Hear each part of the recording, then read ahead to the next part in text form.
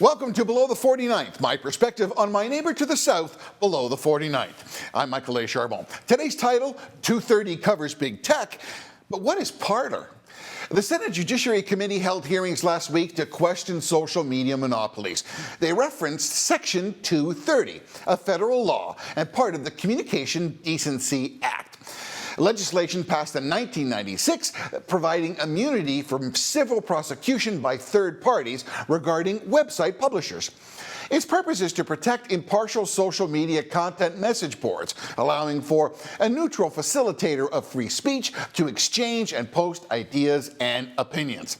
This in conjunction with the promise to, in good faith, protect against obscene, indecent, or excessive, violent, hate or harassment speech and illegal matters that contravene copyright laws. I mean, it really is an extension of the Communication Decency Law. But I digress. The Senate Committee on the Hill, they summoned CEOs of the biggest online tech firms.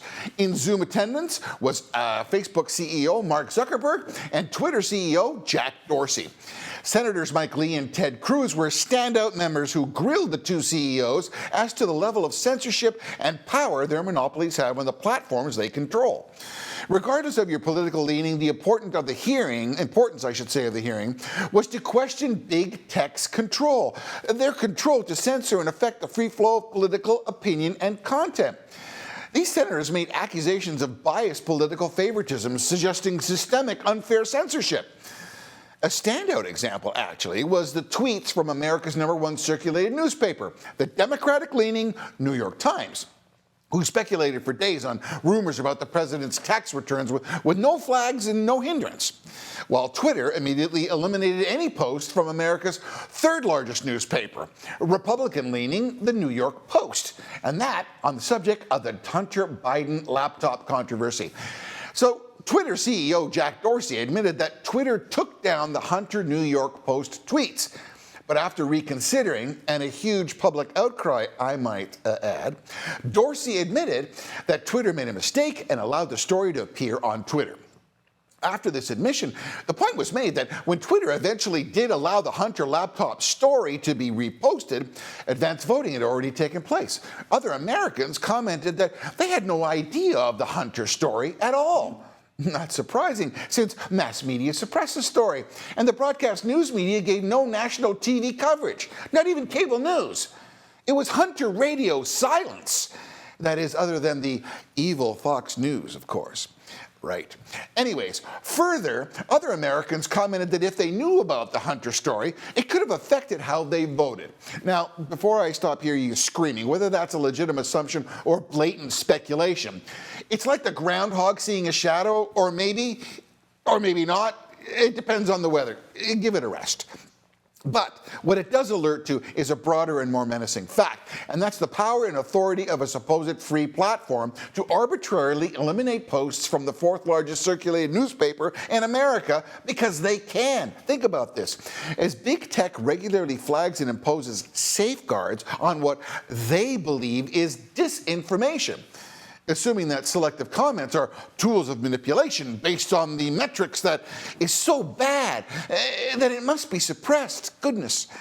I mean, Twitter CEO Jack Dorsey has previously stated that they are not arbitrators of truth, but instead their intention is to connect the dots of conflicting statements and show the information in dispute so people can judge for themselves. I sound like William Shatner in The Unexplained. I mean, Facebook CEO Mark Zuckerberg said Facebook establishes a social media community jury, where people are judged by their peers, supported with an army of 35,000 global independents. They're content soldiers who make determinations and calls. He commented that people want to eliminate disinformation. I mean, it's even hard to say. Hence why Facebook is empowered, ready for this, content moderation policies and integrity teams. That would be an ominous business card, don't you think? I mean, but these teams really are empowered as third-party arbitrators to evaluate and prevent hate speech. Hate speech? But the real elephant in the Senate room on the Hill was the presumption that the Palo Alto media are prejudiced toward Republican opinions. To some, that sounds like a bad lyric from the 70s disco tune, Feelings.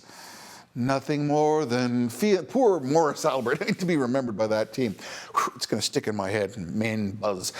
As the internet now is really a legitimate form of commerce, particularly with politics, a site's existence is reliant on the free and unfettered access of general clicks. But controversial Republic opinions have resulted in suppression, warning labels, defunding, deplatforming, demonetizing, limiting of the platform's reach, and to the extent of complete suppression. Imagine that.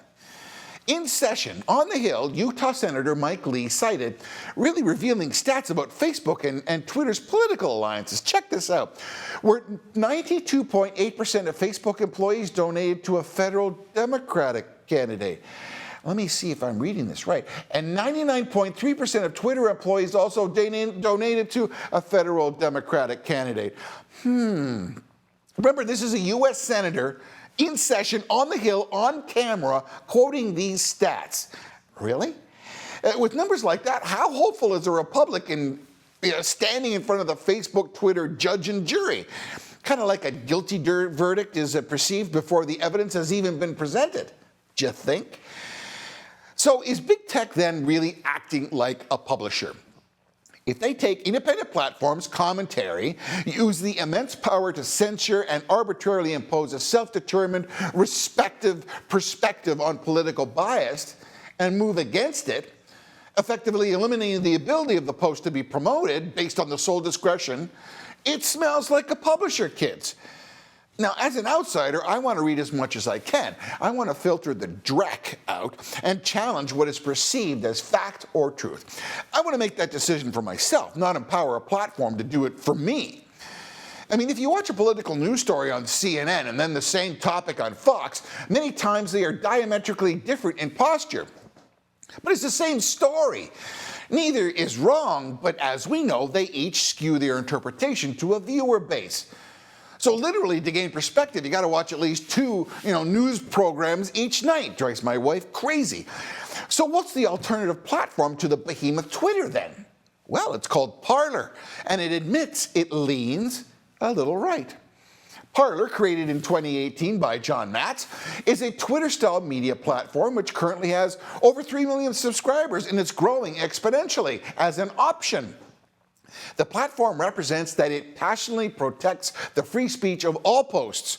Many Parler members are ardent conservatives, including many current elected members. Interesting.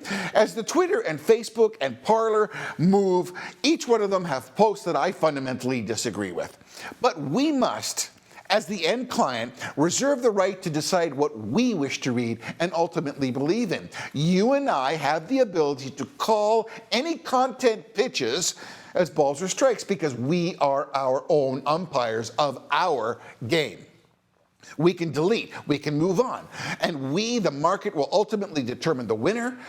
And it is our power. It's our decision, not the self-empowered platform, to decide for us. Parler says it's a fresh and fair alternative, and many new members tend to agree as they migrate.